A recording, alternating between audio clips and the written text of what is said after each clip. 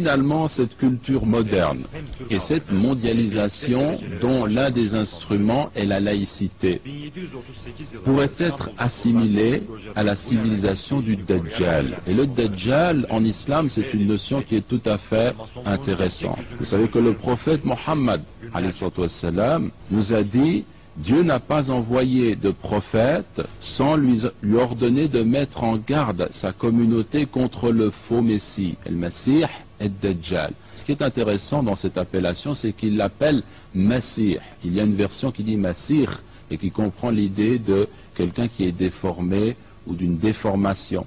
Mais quoi qu'il en soit, on conserve l'idée du Messie, mais c'est un Messie qui est Dajjal. Et ce mot en arabe signifie en fait l'imposteur. L'imposture. Le prophète nous dit, c'est ainsi que Noé et les prophètes après lui reçurent cet ordre.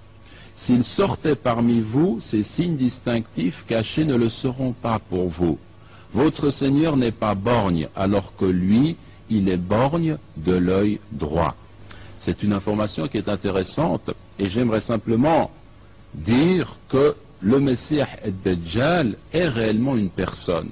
On ne doit pas en douter. Mais cette personne, elle ne va pas tomber comme ça, arriver de cette façon-là. Il y a une civilisation qui prépare en quelque sorte sa venue.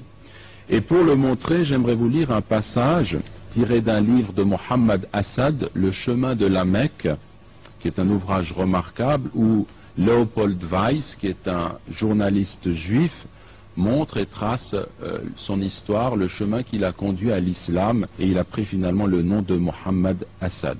Et il nous cite un passage où il se retrouve avec un bédouin et avec un cheikh où il parle de ce thème.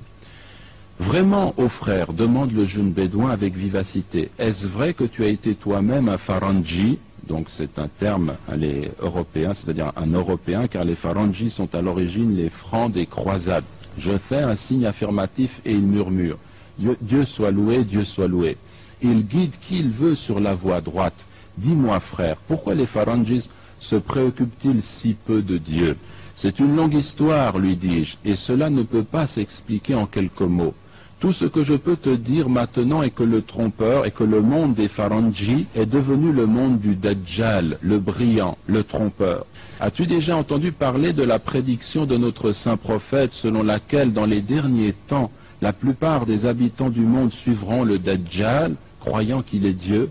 Alors qu'il me regarde d'un air interrogateur, j'expose avec l'approbation visible du cheikh Ibn Bulayhid la prophétie relative à l'apparition de cet être apocalyptique, le Dajjal, qui sera borgne, mais doué de pouvoirs mystérieux à lui concédés par Dieu. Il entendra de ses oreilles ce qui se dit aux coins les plus éloignés de la terre et verra de son œil unique des choses se produisant à des distances infinies. Il volera autour de la terre en quelques jours, amassera des trésors d'or et d'argent, qu'il fera soudainement surgir du sol, fera tomber la pluie et croître les plantes à son commandement, tuera et ramènera à la vie, de telle sorte que tous ceux dont la foi est faible croiront qu'il est Dieu lui-même et se prosterneront devant lui en adoration.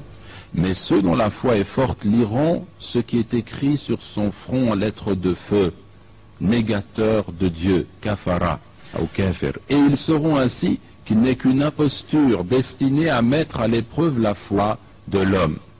Mon ami, le bédouin, me regarde avec de grands yeux et murmure, je cherche refuge en Dieu. Je me retourne vers Ibn Bulayhid. Alors écoutez bien ce passage. Cette parabole, ô cheikh, n'est-elle pas une description adéquate de la civilisation technique moderne? Elle est borgne, ce qui signifie qu'elle ne voit qu'un aspect de la vie, le progrès matériel, et ignore son aspect spirituel.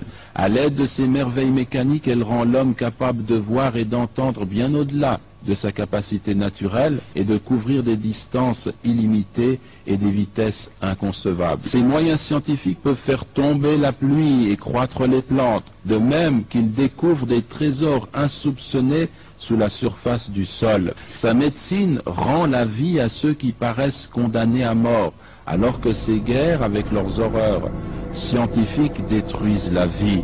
Et son développement matériel est si puissant et si éblouissant que ceux dont la foi est faible se mettent à croire qu'il y a une divinité en elle. Mais ceux qui ont gardé la conscience de leur Créateur reconnaissent clairement que l'adoration du Dajjal équivaut à la négation de Dieu.